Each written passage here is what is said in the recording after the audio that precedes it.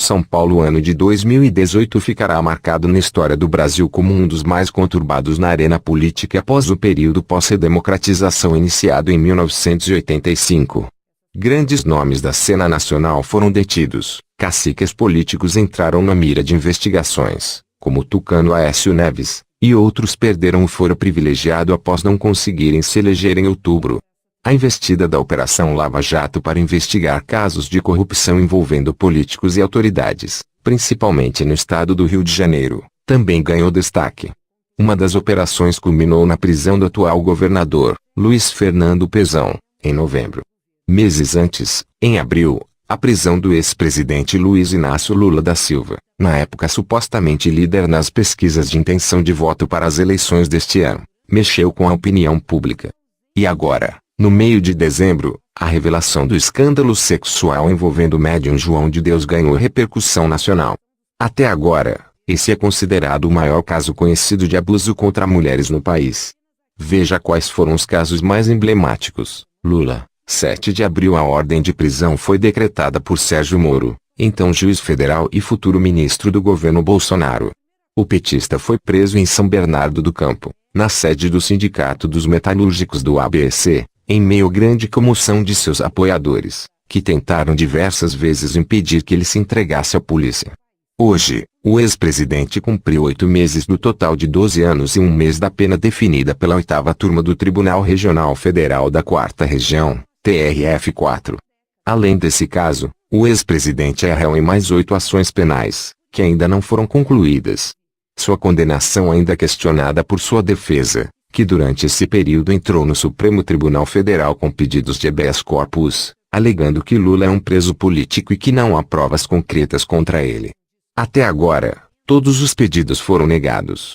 Luiz Fernando Pezão, 29 de novembro neste ano. A força-tarefa da Operação Lava Jato no Rio de Janeiro deflagrou uma série de operações de combate à corrupção no estado. No fim de novembro, o alvo foi o atual governador, Luiz Fernando Pezão. Primeiro chefe do executivo do Rio a ser preso exercendo o mandato, Pezão foi detido após revelações da delação de Carlos Miranda, que foi operador financeiro do ex-governador Sérgio Cabral. Cabral está preso desde novembro de 2016 e tem condenações que somam quase 200 anos de prisão. Pezão foi o seu vice por 2 mandatos, assumiu o governo quando Cabral renunciou e foi então eleito. Segundo Miranda, conhecido por ser o homem da mala de Cabral, Pezão recebia R$150 mil de mesada.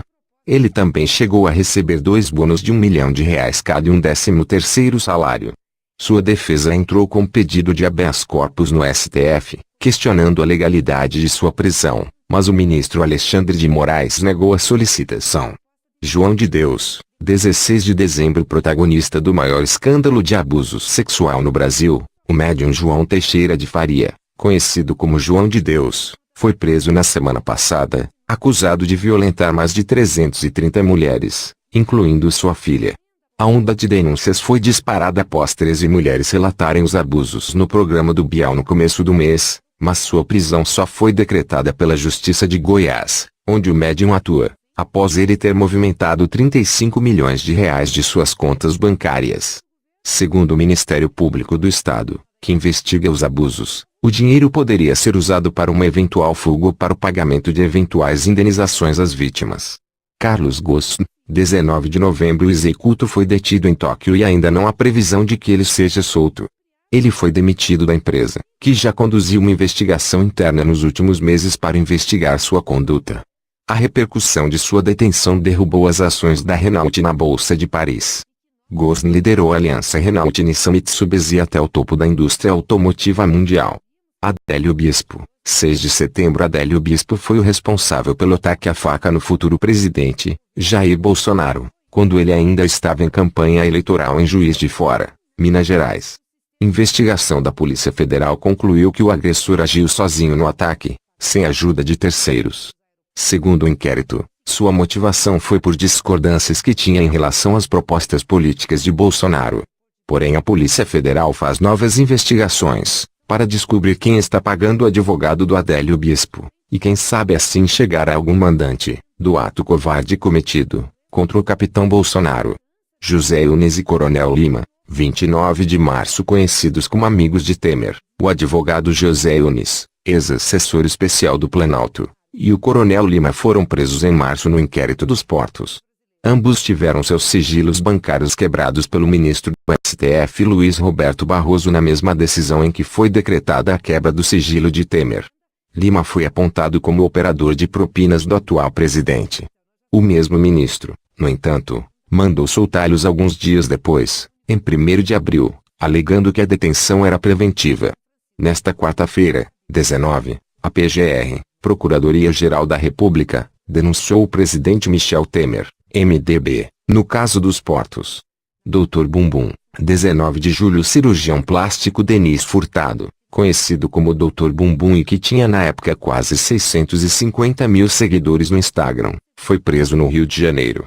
A prisão ocorreu após um de suas pacientes, a bancária Lilian Calisto, falecer horas após ter passado por um procedimento estético em um apartamento na Barra da Tijuca.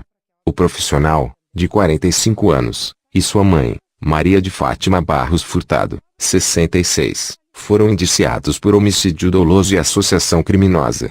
Em agosto, a Justiça decretou sua prisão preventiva para evitar que os outros crimes fossem cometidos. Sua mãe foi solta. Marconi Perillo, 10 de outubro, investigado por pagamento de propina. O ex-governador de Goiás foi detido enquanto prestava depoimento na Superintendência da PF do Estado. A detenção do tucano, contudo, durou apenas um dia. Em 11 de outubro, a Justiça mandou soltá-lo.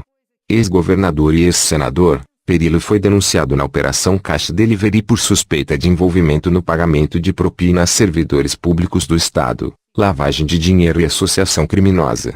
Segundo delações de executivos da construtora Odebrecht, o político recebeu cerca de 12 milhões de reais em recursos ilegais entre 2010 e 2014 para favorecer a empresa em contratos. Beto Richa, 11 de setembro, o ex-governador do Paraná foi preso no âmbito de uma investigação do Ministério Público do Paraná sobre o programa Patrulha Rural, implantado para ampliar o policiamento em áreas rurais com viaturas 4x4. As investigações apuraram a existência de um suposto pagamento milionário de vantagem indevida em 2014, quando Richa era o chefe do Executivo do Estado, pelo setor de operações estruturadas do Grupo Odebrecht.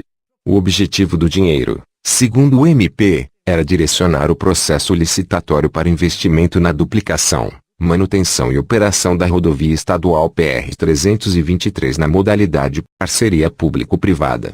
Eduardo Azeredo, 23 de maio, ele se entregou em maio, para começar o cumprimento de pena de 20 anos e 1 mês de prisão por peculato, desvio de dinheiro público, e lavagem de dinheiro.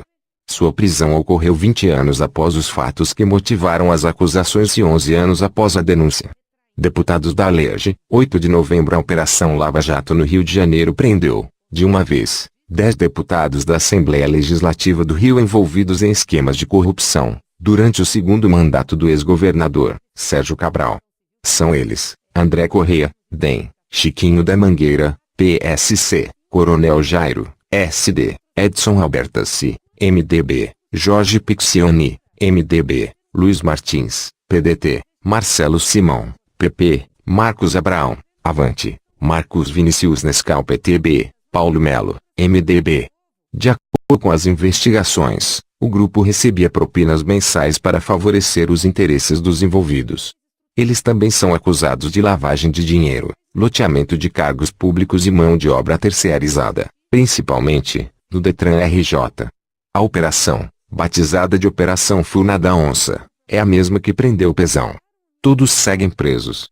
Brasil, temos que reconhecer que esse ano, de 2018, foi um ano de muitas lutas para o povo brasileiro, que luta por dias melhores, pois não aguentam mais ver tantas impunidades, em um país maravilhoso e rico, e que tem tudo para crescer, mas para que isso aconteça, os políticos que colocamos no poder, têm que ter a plena consciência, de que ele foi escolhido pelo povo para trabalhar para o povo, e não para si próprio. Foi o que aconteceu durante anos. Nossos representantes saquearam os cofres públicos, esquecendo que tinha uma nação inteira sofrendo, e precisando de ajuda, pois não aguenta mais tantas humilhações. Que bom que o povo acordou, e decidiu cobrar das autoridades uma resposta para tanta impunidade. Temos que agradecer a todos que fazem parte da Operação Lava Jato, Ministério Público, juízes, e Polícia Federal, Sabemos que a luta continua, e que, em 2019, teremos grandes batalhas. Teremos que enfrentar a mais alta corte do país, que infelizmente parece trabalhar contra o povo brasileiro. Não posso dizer que todos os ministros daquela corte são defensores de corruptos, mas sabemos que coisas estranhas acontecem no STF. Temos uma grande esperança que o capitão Bolsonaro, que foi eleito presidente do país, junto com o nosso Sérgio Moro, consigam mandar para a prisão todos os políticos corruptos. Faço um pedido a você, brasileiro, que em 2019, possamos continuar apoiando essa luta, que é de todos. Vamos apoiar o presidente Bolsonaro a mudar esse país, pois só assim, venceremos essa velha política que tenta destruir o nosso amado país. Brasil acima de tudo, e Deus acima de todos.